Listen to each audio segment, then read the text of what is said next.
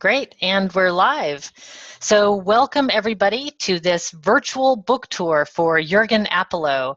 And tonight we are going to be discussing the celebration grid, which is one of my favorite chapters in the book and one of my favorite diagrams that you've made, Jurgen. So this is very exciting. If anybody wants to ask questions or talk about it, this is the hashtag. It's hashtag M30workout. So go ahead and use Twitter. If you have questions now or in the future, we'll get questions answered. But in any case, Jurgen, I will turn it over to you. All right, thank you, Lisette. So yeah, it's I noticed that whenever I do speeches, keynote talks around the world, I just did one this morning in Manchester, UK. Then people take the most pictures when I show the celebration grid of success versus failure. So I want to share my screen and walk you guys through it, and then we can have a chat about it and see how you can use it. So let me try sharing my screen, and there we go. Do you see it? It's okay. Good. All right. So I have based this diagram on a book by Reinertsen, The Principles of Product Development Flow. He is a very, very smart person, writing about information theory and queuing theory, and it's all very complicated. And I decided to turn the stuff that Donald wrote about into a diagram that is a bit more easy to comprehend for people. So what Donald says in his book is that experiments are done to boost learning. When we run experiments, we do that because we want to learn something. And when we have a 50-50 chance of succeeding versus failing, then we learn the most. That's the middle of the diagram. Excuse me. On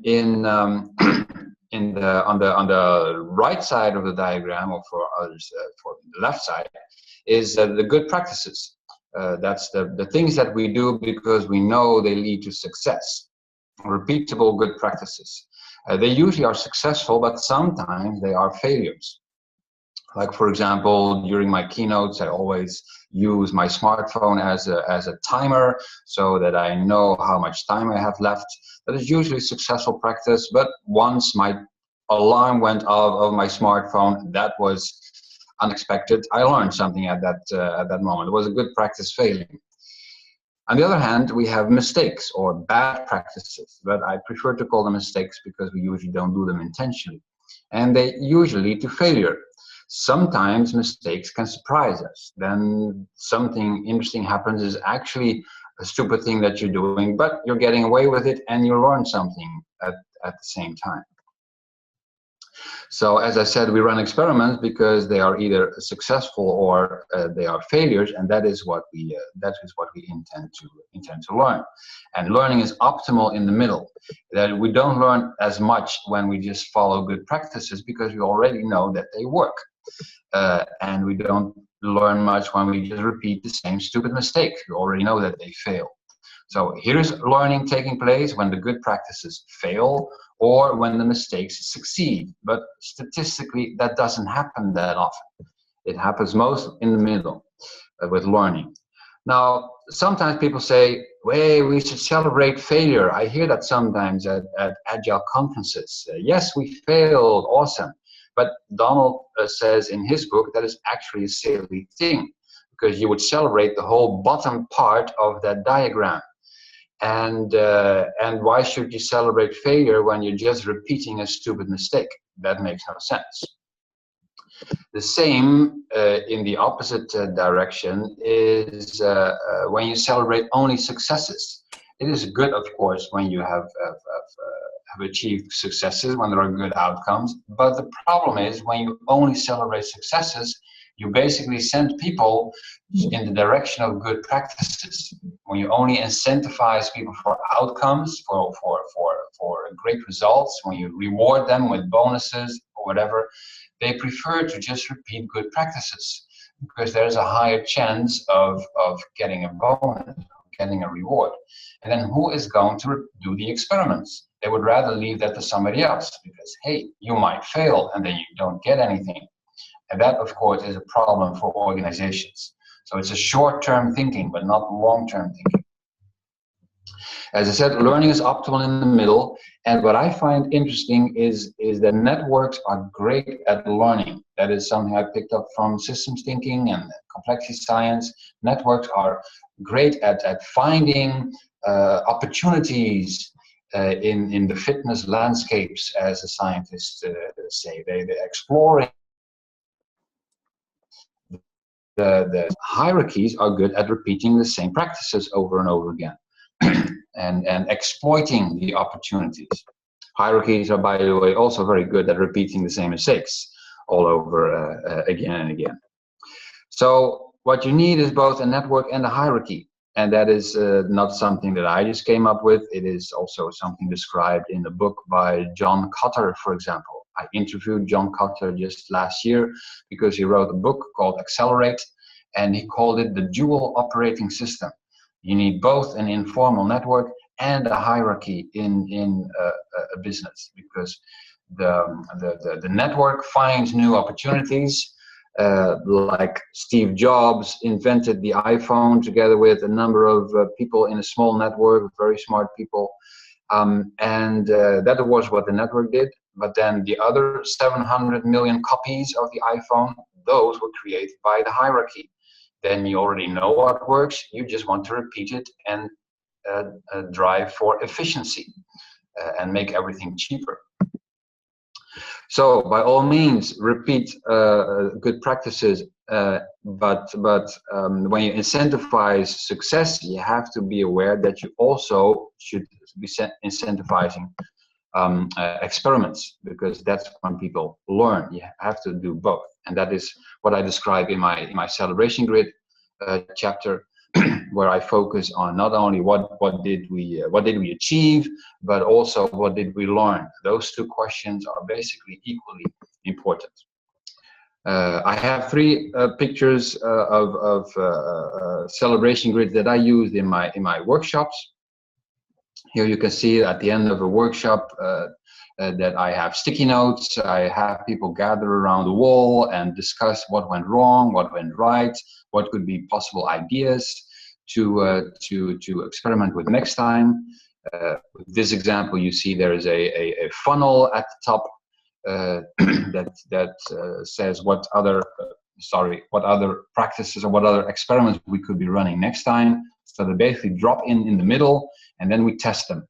And I think that's the best attitude to have whenever you pick up something that is working well for somebody else. If they say, yes, this is a good practice for us, you always have to consider that as an experiment for yourself to see if it is working in your context. And here's a picture that I received from a company in Bulgaria. It's actually a Dutch company, where they use it at the end of a retrospective. It's a great retrospective tool, in my opinion, because basically it's a visual way of asking the famous three questions in Scrum. What should we start doing? What should we stop doing? And what should we continue doing? Start doing is, what are the new experiments? What should we stop doing is anything that fell below the line, the failure area. What should we continue doing is anything that fell above the line, which is the success area. So I think it's a very handy tool, and it's a good reflection exercise, a very visual way of discussing good practices, bad practices, and experiments. So, as I said, one of these are the slides that are most often photoed and the copied wherever I go at conferences, because people seem to find them quite useful. We have a couple of people with stories, so I hope to learn something as well here during this hangout. Who was the first one who wants to share their story before we let everyone ask questions and add their comments? This is Roby. Can you hear me? Yes, Roby. There's Roby. Hey, okay. Roby, how are you doing? Very good. I just went through an experiment. I tried to use a company laptop to connect to the meeting and it failed. So I won't do that again. Okay. But the iPhone works quite well. So I see that. So yeah, just my experience with the celebration grid was a lot like you just described at the end of your last piece there, that it looked to me like it would be a great framework for a retrospective. So we gave it a whirl with a couple different teams, and the first couple of times it was experimental in itself, and we learned how to better use it. We struggled in the beginning trying to understand as a team what we meant by a mistake versus a bad practice and things like that. And we finally realized that a mistake was something kind of like insanity. Doing the same thing again and thinking it's going to work out better the second time. And sometimes bad practice, or just taking a good practice and not performing it well. So we landed on that. So we really, the retrospectives went in that direction. People tend to want to talk about, oh, this went wrong or that went wrong. So we were able to categorize that quickly and identify them as mistakes. And then quickly, we'd have a conversation about that, whether or not there was anything there that really could be turned into an experiment, or were we discovering anything that was something we need to look at more closely. Then we turned to practices, and people in the team identified where they thought we performed good practice and identified those practices, and we had a conversation about why they were good, what worked, and so on. Very rarely did we have anything down in that lower right corner where somebody said we performed the practice well, but we still failed. That didn't really come up very often. So, but the main thing, of course, was experiments. And I think using this as a framework really led us to behave like a learning team, because we started to develop that mindset of experimentation and not being afraid to fail, to have some failures and learn from those failures and so forth. And so what we did was we would, as part of the retrospective, we would identify experiments that we would perform initially based on things that we thought went wrong and so forth. And in terms of walking away from the retrospective was something we were really going to do about it. The experiment was a good way to capture that. So we would define some experiments. We would make sure we got those into the next sprint. We actually created stories for each experiment and made sure that we followed through. And a lot of those experiments had to do with practices and so forth. And we had some really good successes emerge out of some of those. I mean, one example was we decided to have an experiment which we call pair testing. And we got a developer to pair with a tester and actually support them in writing and executing system test cases. And a bunch of things came out of that we didn't expect. We thought we were just trying to get some more cross-functional thinking on the team. But what happened was the developers really learned a lot about what the testers really do, that they really have a nice formalized process of writing test cases that, played off the acceptance criteria and stories and so on. And the response that we got at the end of that was, hey, that was so great. We really learned a lot about how to write better unit test cases. And that actually led them to more kind of learning thinking, I guess you could call it, where they discovered test-driven development. And then we later on put some experiments together to get the guys doing some test-driven development, and that led on to other experiments and so forth. So the team really progressed kind of with this framework and this mindset. And so it really worked out well for us. It was a lot of fun too. We actually, just as you suggested, did celebrate at the end of each retrospective after we talked about the results of what we had done. And so we would celebrate good practice and learning from experiments. And I even did get a bell. It was more like a cowbell that used to ring and annoy everybody with, but we would always celebrate with some treats and that kind of thing as well. So it was really great, and it actually did catch a little bit of fire throughout the rest of the organization with other folks picking up on some of the idea, but at least kind of infecting a much larger group with the real concept of creating learning teams and really sort of building on that mindset. So that was really, really great for us, and we're still doing it. Okay. So well. Good to. Sorry. I love it. Jurgen, your internet was connecting. So Thomas? So, Robbie, did you finish? Can I continue? Yeah, yes, go ahead. So, I would like to share with you some pictures I took from my pinboards for the celebration grid. Just a second so that we can talk about these. So it's not looking very professional, I think, but it worked out. So far, you see, I did so you see my screen now? Yep. Yeah, great. So I did a copy here of the celebration grid of all the fields in there that everybody understands what they meant or for what they should be used. And then you see an example which where it's already filled. And we have a lot of experiments here in the middle, successful experiments, and we have some that failed, but still we learned something.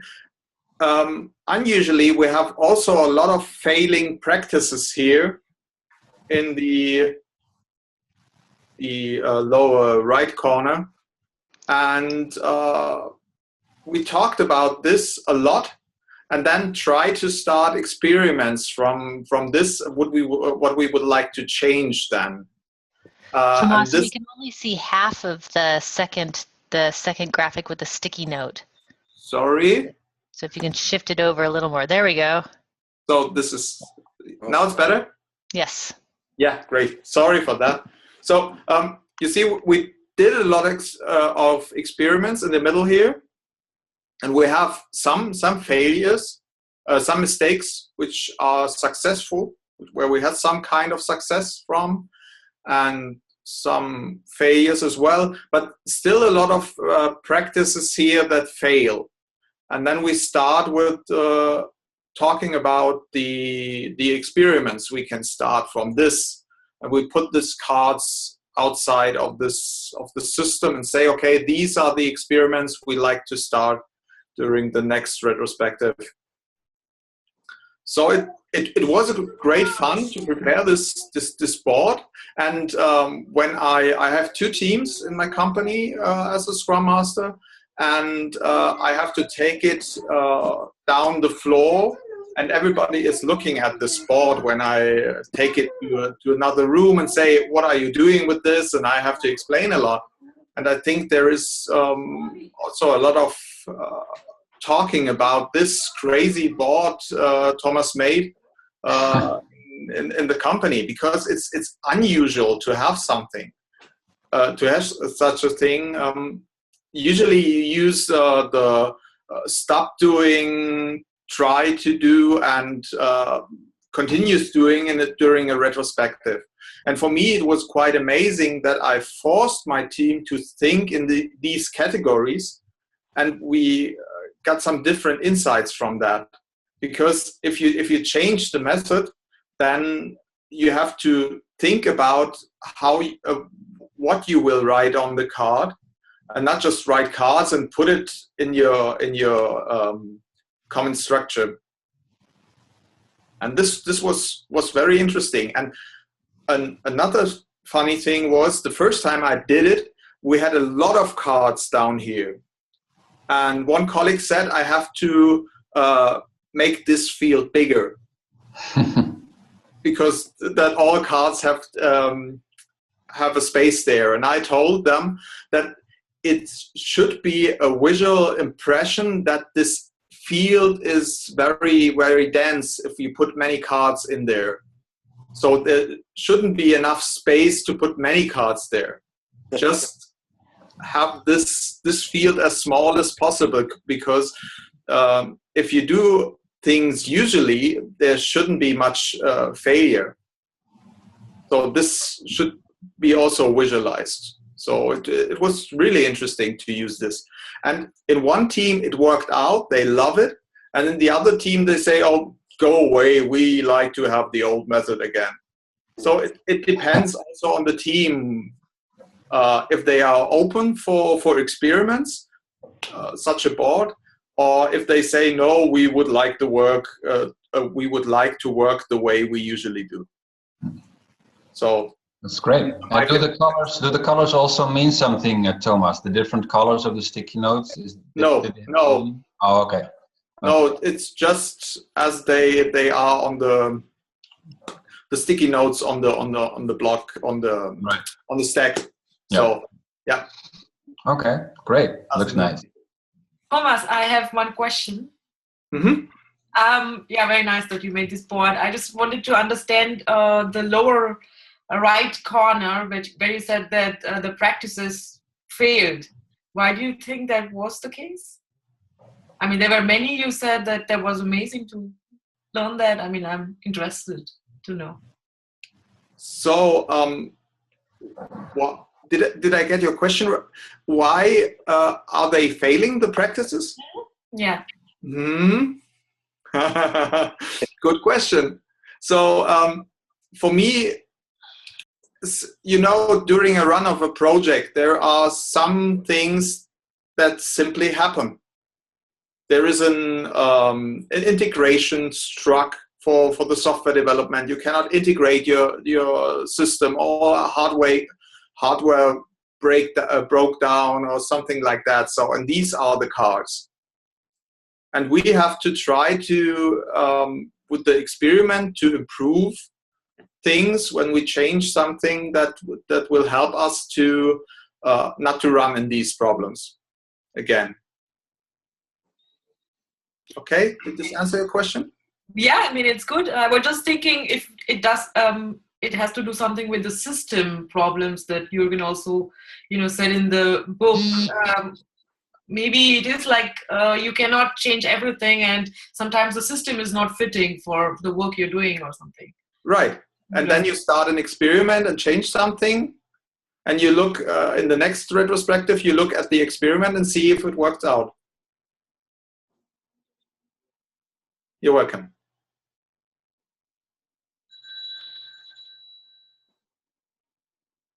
Great. Any other questions? Oh, Jurgen, you're muted.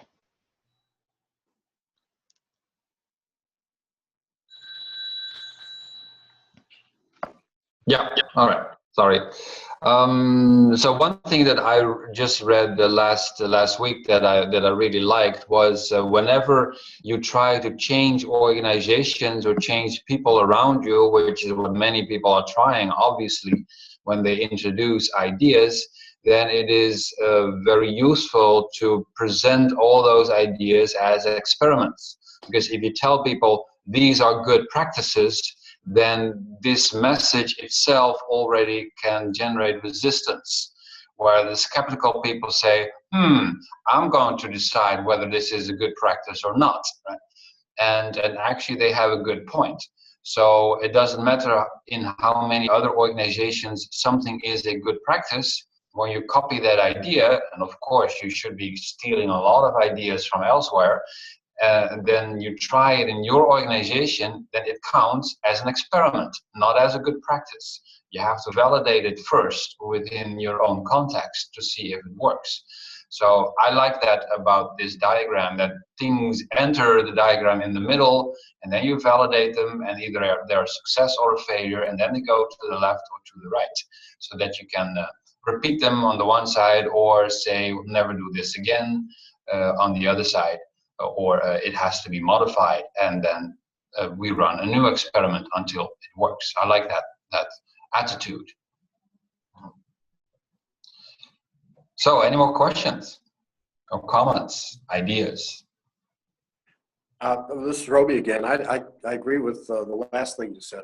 working, especially one of my clients is a large organization, and to try and get any ideas across can be tough. There are a lot of competing interests and ideas and things that are maybe agile. They're trying to be an agile organization, but they can't resist prescriptive type behavior. And so I think that does work very well. If you characterize it as an experiment, that people are more open to it. And they may even take ownership of it, and then you may find out they even think it's their idea at the end of the day. So who cares? That's fine. Yeah, right. Yeah. Yeah. Let them change one small thing, and then they claim it's theirs. This is the IKEA effect. Yeah, exactly. Everything is prefabricated. Just let them screw in the last couple of bolts, and then they think it's theirs. Right. Exactly. Yeah, they claim the whole thing. That's fine. It works. Okay, Stefan had a question. Yes, I have a question. When we look at the boards, very often you see that a lot of experiments are actually successful.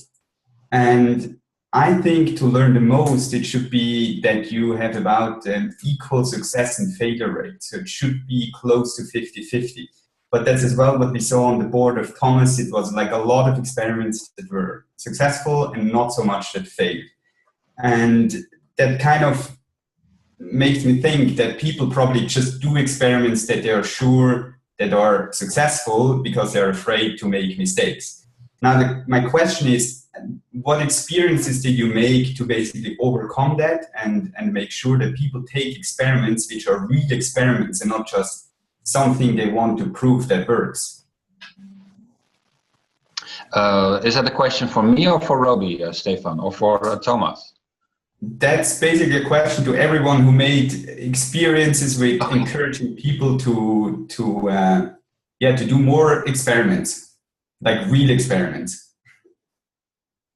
Right. Well, that's a good. I'll give you my opinion first, but then maybe Thomas or Robbie can respond as well. I think I usually try things because I already have the hypothesis that it would be a good idea. Like I tried in my last series of workshops not to use a projector anymore, thinking that the participants would appreciate that if I just put things on the walls. I had never done something like that before, but I have heard of other facilitators that they had a success with that. And I wanted to validate that in my context. And indeed, lo and behold, it worked. And that is, I think, the same with many things that we try. We already basically do a pre-selection of the things that have a good chance of succeeding because they have been tested by other people in similar contexts.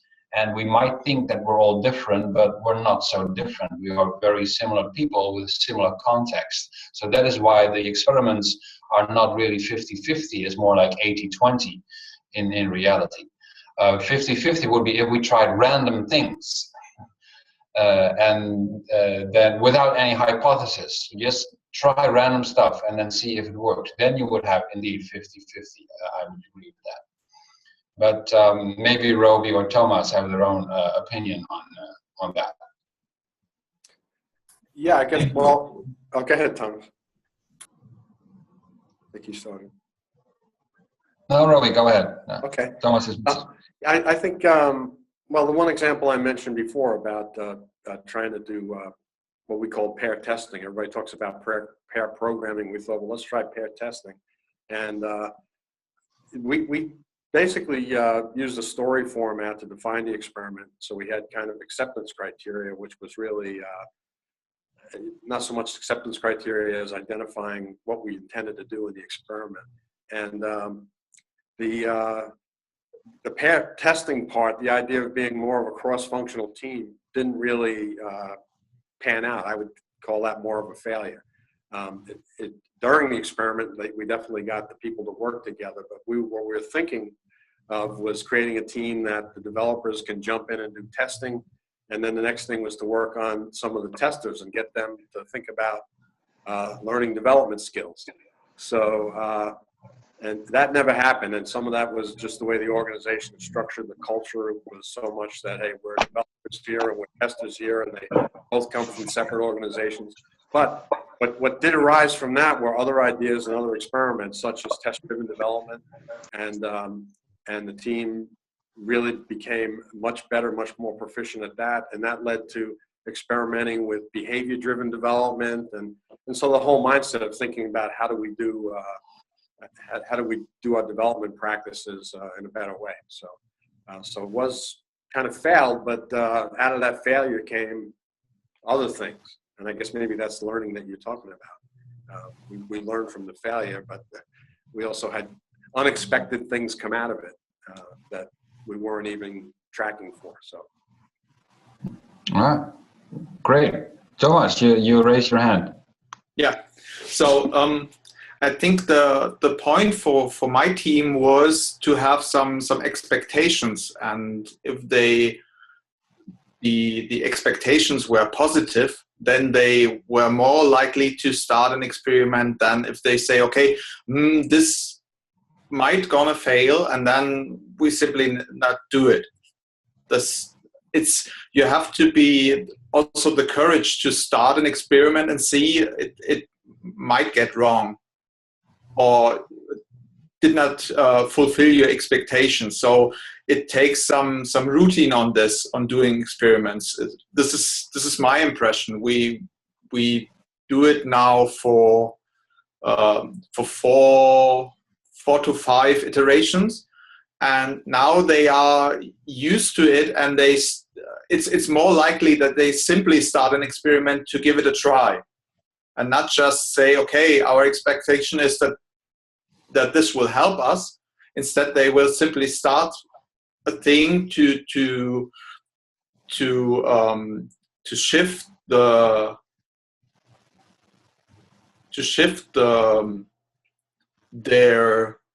perspective, or to learn something new. So it takes courage to start experiments.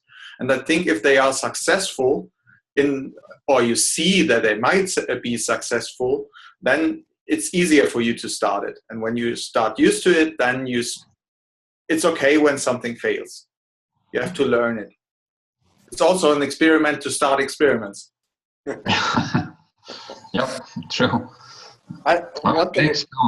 One thing I could add too is using it as a mechanism for retrospectives. We're always struggling with, you have a retrospective and everybody gets things off their chest or whatever, and then nothing ever happens. You don't come out with any real commitments to make a change and so forth. And it provided a framework, to actually make change, to make it visible by turning it into an experiment. So people actually did something about it and didn't just, again, walk out of a session with no commitments to make any use of the retrospective information itself. So it was a good framework for that.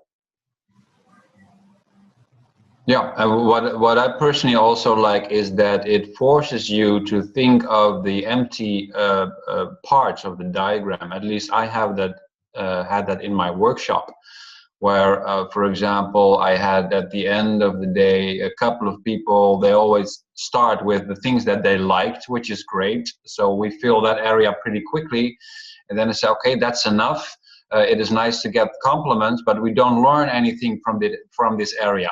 I want sticky notes in the other areas. What are the mistakes? What are the things that failed? And then you get the more interesting replies, and not just the polite thing. So the diagram basically forces people to have at least, or try to come up with an example for each of the 6, and that makes it more interesting for me. Christian, I saw that you had your hand up. Unmute yourself, Christian. Still muted. It's on the bottom left. Okay, yeah. Found it, sorry. I have one question regarding the workshops, Jurgen, you mentioned. When you ask the people to put the sticky notes onto the board, how do they distinguish it, or how do they know if it was an experiment or if it was a practice? So first, you were talking about that you didn't use a beamer in one of the sessions. Mm-hmm. For you, it was an experiment, but how did the people recognize it? Yeah, well, usually they don't know indeed what the experiment is. I always try something. Like the last workshop that was in Toronto 2 weeks ago, I tried after every 2 hours or something, I had them think for 5 minutes in total silence of how what they learned so far could be applied in their own context. And then for 5 minutes, they had to discuss in a brainstorm session. And I picked that up from the Spark the Change conference the day before, where they said brainstorming doesn't work. It only works when people come up with ideas first on their own, by themselves, and then share those ideas in a group. So I validated that. I tried that in my workshop the very next day, and the people said they loved it. That was very useful. But they didn't know I did that for the first time. So I revealed then that was an experiment. It was in the middle column, and it was a success. But you're right. They don't usually know, at least in my workshops, what the experiments are, because they just attend once. But in teams, obviously, people know what the experiments are that they're going to try, and they ask them, "What are your suggestions for my workshop for next time that I could do as an experiment?" And then the people then won't know that they are an experiment. Okay, thank you. Maybe I have another question to Thomas. So when you do it on a regular basis, or after each iteration or after each sprint, do you completely remove all the sticky notes from the board and you put new notes onto the board? Or is it that you have, we have identified one good practice and we've seen in the last iteration it was a success. Do you keep it on the board as long as it is a success and you again and again do the celebration, or is it that you clean the board and you just have all the experiments on the outside of the board that you know, okay, these experiments we are running, and in the retrospective you put them onto the board? Right. So in the middle then. Okay. Depending on the result, on the outcome. So I clean the board after every iteration, or even after every retrospective, after I took a photo of it. And then I cleaned the board, because there was a question from Vidya, I think, because of the mistakes. It's not good if something leaves the room. So especially if something is on the board and only a small, a short sentence or a word or something like that. So I'm very tight with the cleaning. So I after the retrospective, I take a photo and then I clean the board and only leave the experiment on the side, left or right side. Yeah. And then we try to follow these experiments or give them a try during the iteration. Yeah. Okay, thanks for that. So maybe that's also an explanation why your colleagues are wondering a little bit why you're always running with an empty board from one meeting room to the other. Yeah, because I use it for both teams, so I have to clean it. Yeah, okay. Yeah. All right, great question. Just a second, Thomas, I just one question. And you have two teams where you use this.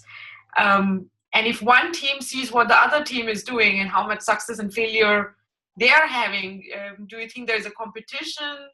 I don't know if it increases productivity, or do you think it's really counteracting your, purpose? No. So I don't show the other team the topics we have. I don't show the teams each other their findings. So it doesn't make sense, because both teams are totally different in the maturity and the methods they use. And so also the topics during the retrospective are different. And this for me, it doesn't make sense to show it to them. The only thing I did was I showed them the amount of cards I have in one team and I have in the other. As Jurgen said, there are many empty parts in one team, and I will take this up and say, okay, let's talk about the empty fields. Where can we have some cards there as well?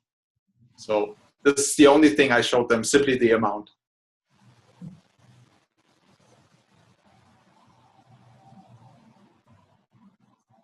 I haven't seen Okay. any other hands. Anybody else want to jump in? Okay, then. No more questions? Okay, good. Well, then let's end with a group photo. So Yeah. I'll count down from 3, 2, 1. So, because I took a photo during the call, but everybody's got this face like, and and I know it was more interesting than that. So, so I'd like to do a group photo. So 1 second, let me get it all set up. And I'll just do 3, 2, 1, and then we'll do it. So 3, 2, 1. Awesome. Thanks, everybody. I appreciate that. Good. And if you have questions or experiences that you want to share, anything that you want answered, again, I'll put the hashtag. It's just hashtag M30workout. And it's an ongoing conversation on Twitter, and we welcome everybody there. So if you have stories or anything you want to share, please let us know. Our marketing team is also looking for great stories, good and bad, things that have failed, and success also for just publishing so that other people can learn. So please get in touch with us if you have something. Jurgen, do you want to It's always good. Yeah, it's always good to have stories on our blog about both successes and failures. People love that. So feel free to shout out. And we have Louise and others who are great at writing the stories up into nice blog posts.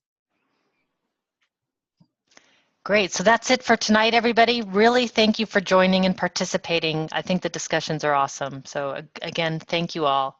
And Indeed, we'll see and in you. particular, Thomas and Roby, I really appreciate that. Even I picked up a few more ideas and inspiring stories to share in my sessions. So thank you for that. All right.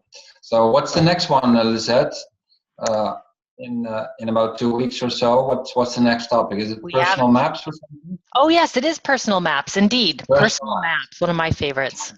All right, good. Then and we have our own personal maps session again as a team, as a Happy Melly team on Monday, I believe. Yep. So we can share our experiences in the next hangout with the rest of the world. Indeed. All right, everybody. Until next time. We'll see you online. Thank you very much. Okay. Bye bye. Thank you. Goodbye.